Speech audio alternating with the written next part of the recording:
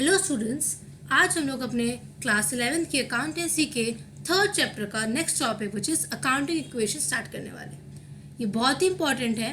इसको समझने के लिए आपको बहुत ही ध्यान से सुनने और पढ़ने की ज़रूरत है। सारे एग्जाम्पल्स को आप एक एक नहीं बार बार लगाएंगे, कई बार लगाएंगे, तब जाके आपको ये समझ में आ पाएगा। ठीक है, let's start. So accounting equation signifies that the assets of a business are always equal to the total of its liabilities and capitals. The equation reads as A is equal to L plus C. Accounting equation कहता है जो किसी भी company का जो assets होता है वो उसकी liability और owner capital यानी capital के सम के बराबर होता है। यानी हम क्या लिख सकते हैं, A is equal to L plus C, where A is the assets, okay, and L is the liabilities and C is the capital.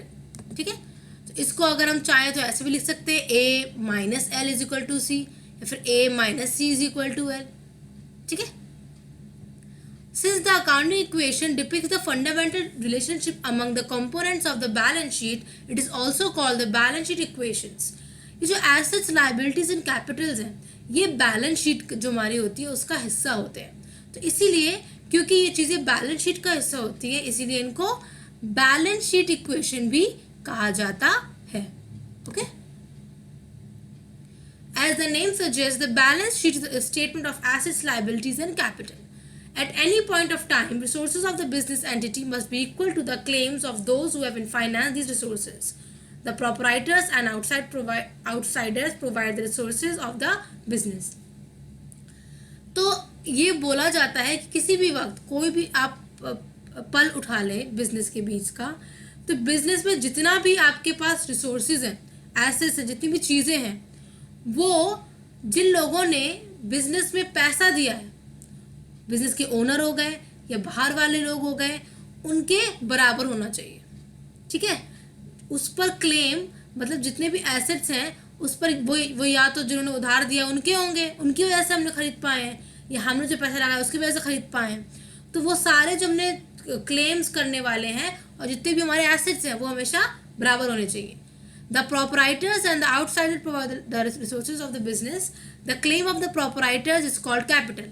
Proprietor मतलब जो बिजनेस का मालिक है, जो बिजनेस का मालिक पैसा लगाता है, जो क्लेम करता है एसेट्स पर कि एक एसेट्स हमारे हुए इतने रुपए के, उनको क्या बोलते हैं, कैपिटल. और जो बाहर के लोग होते हैं, जो बिजनेस के ओनर नहीं होते हैं, उनको बोलते हैं liabilities. Each element of the equation is the part of balance sheet which states the financial position of the business on a particular date. When we analyze the transactions, we actually try to know that how balance sheet of a business entity gets affected. जब हम लोग basically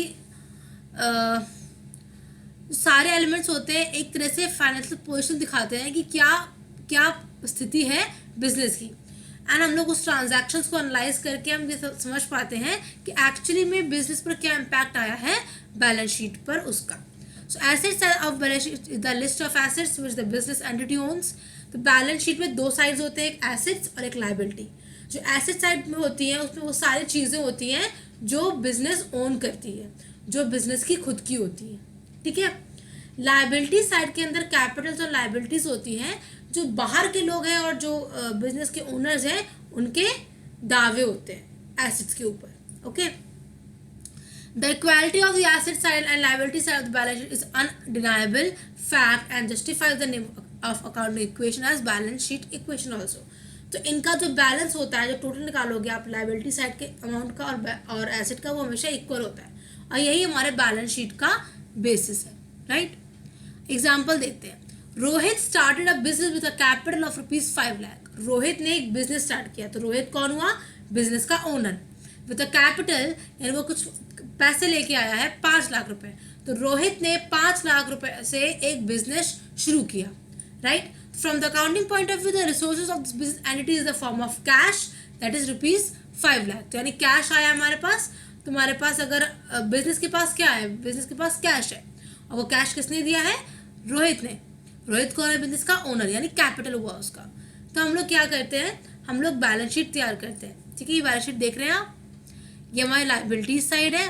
okay, और ये उसका amount, ये हमारे asset side है और ये उसका अमाउंट। ओके, तो हमारे पास कैपिटल आया है तो कैपिटल लाइबिलिटी साइड होती है, right. L plus C is equal to A, तो यानी सी और एल एक साथ होते हैं। तो कैपिटल कितनी लेके आया रोहित? 5 लाख। हम लोग कैपिटल क्यों बोल रहे हैं, लाइबिलिटी क्यों नहीं बोल रहे हैं? क्योंकि रोहित जो है वो बिजनेस का ओनर है, और बिजनेस का ओनर जो पैसा लेके आता है वो क्या होता है? कैपिटल होता है। नेक्स्ट हमारे पास जो वो लेके आया था, तो बिजनेस को क्या मिला? बिजनेस के पास क्या हुआ? कैश। तो कैश इन हमारे क्या हो गए? एसेट्स हो गए। ये हो गया हमारा कैश इन हमारे एसेट्स हो गए कितने रुपए? 5 लाख से। तो आप देख सकते हैं asset is equal to liabilities है। ठीक है, अब एग्जाम्पल 1 में देखते हैं, इसी एग्जाम्पल को यूज करते हैं और कुछ कुछ चीजें दी गई हैं जिसमें हम लोग एडजस्ट करेंगे। अब open a bank account in state bank of India with their amount of 4,80,000। तो जो हमारे पास 5 लाख रुपए थे उसमें से हमने 4,80,000 का क्या खोल लिया? Bank account. तो यानी जो हमारा कैश है 5 लाख का, इसमें से 4,80,000 इससे कम हो गए और वो कहाँ चले गए? बैंक में। तो बैंक में जो पैसा किया वो हमारा एसेट होगा, किसका? बिजनेस का एसेट होगा, वो बिजनेस यूज कर सकता है। तो यानी हम लोग जाएंगे बैलेंस शीट देखेंगे जब, तो ये देखिए बैंक, अच्छा चलो उसमें एक साथ लिखा हुआ है। तो हमने क्या किया? 4,80,000 हमारे हो गए बैंक में, और हमारे कैश में कितने बचे? ओनली 20,000। ठीक है, now bought furniture of ₹60,000 and cheque was issued. Cheque issue करी है यानी हमने बैंक से हमने परचेजिंग करी है। तो बैंक में हमने बैंक से कुछ परचेज किया है बैंक के अकाउंट से, तो उतने रुपये कम हो जाएंगे। तो 60,000 का हमने फर्नीचर खरीदा है तो 60,000 रुपये हमारे बैंक से कम हो गए, राइट। और वही 60,000 रुपये का हमने फर्नीचर खरीद लिया तो हमारे पास फर्नीचर भी आ गया, तो हमारे पास एसेट्स बढ़ गए। तो हमारे 60,000 के एसेट्स बढ़ गए और 60,000 रुपये एसेट से कम हो गए, तो बैलेंस इक्वल हो गया। Now bought plant and machinery for business of ₹1,25,000। Plant and machinery खरीदी है, तो प्लांट एंड मशीनरी हमारे पास आ गई। वो कितने रुपए की प्लांट एंड मशीनरी है? 1,25,000। तो हमारे पास 1,25,000 का एसेट आ गया, तो हमारा एसेट साइड में 1,25,000 बढ़ गया है अब। And advance of ₹10,000 in cash, और हमने उसके बदले 10,000 रुपये का कैश एडवांस पे करा है। ठीक है, तो 10,000 रुपये जो हमने पे करे वो हमने कहाँ से पे करे हैं? कैश पे करे हैं। तो हमारे पास कैश में 20,000 रुपये थे, 10,000 कम हो गए, तो हमारे एसेट साइड हमारा जो था 1,25,000 से बढ़ा और 10,000 से कम हो गया। तो यानी कुल मिला के कितने रुपए से बढ़ा? 1,15,000। ठीक है, नाउ रामजी लाल, बाकी का जो पैसा था 1,15,000 का, वो राम जी को हमने अभी दिया नहीं, हमको देना है। तो वो क्या हो गया? हमारा उधार हो गया, हम पर उधार हो गया किसी का, तो उधार जो होगा वो कहाँ जाएगा? लाइबिलिटी में। अब ये उधार किसने दिया है? ओनर ने दिया है? नहीं, किसी बाहर वाले ने दिया है, तो ये हमारी लाइबिलिटी साइड जाएगा। उसका वो वर्ड क्या यूज करते हैं? क्रेडिटर्स, और क्रेडिटर्स में 1,15,000 चले जाएंगे, तो लाइबिलिटी साइड भी 1,15,000 बढ़ गए। तो इससे क्या हुआ? हमारा एसेट्स और लाइबिलिटीज इक्विवेलेंट हो गया।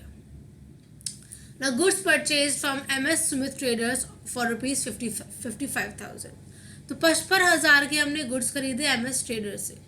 ठीक है, तो हमारे पास गुड्स आ रहे हैं, तो हमारे पास जो गुड्स आ रहे हैं वो क्या हो रहे हैं? हमारे स्टॉक में बढ़ रहे हैं। ठीक है, तो हमारा एसेट्स बढ़ रहा है, हमारे पास सामान आ रहा है तो हमारे एसेट्स बढ़ रहे हैं। कितने रुपए के? 55,000 के।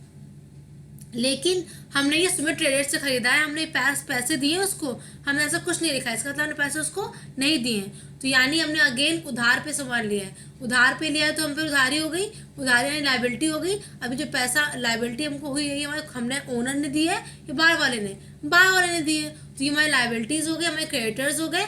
तो 55,000 क्रेडिटर साइड यानी लाइबिलिटी में बढ़ गए और एसेट साइड यानी स्टॉक में बढ़ गए, तो ओवरऑल हमारा बैलेंस बराबर हो गया। लास्ट हमारा है goods costing ₹25,000 sold to Rajani enterprise for ₹35,000।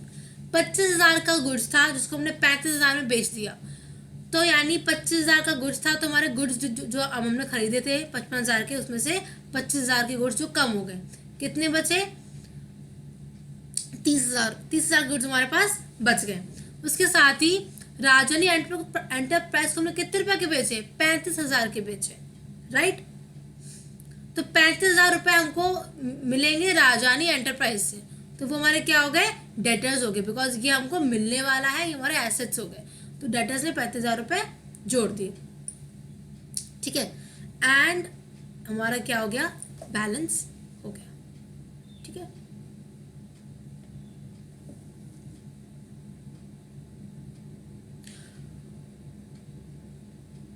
और आप देख सकते हो हमारा L is equal to C हो गया, L A is equal to L plus C हो गया।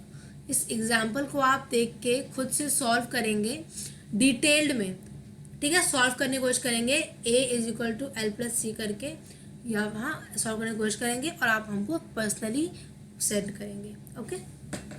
आज के लिए बस इतना ही टॉपिक, थैंक यू।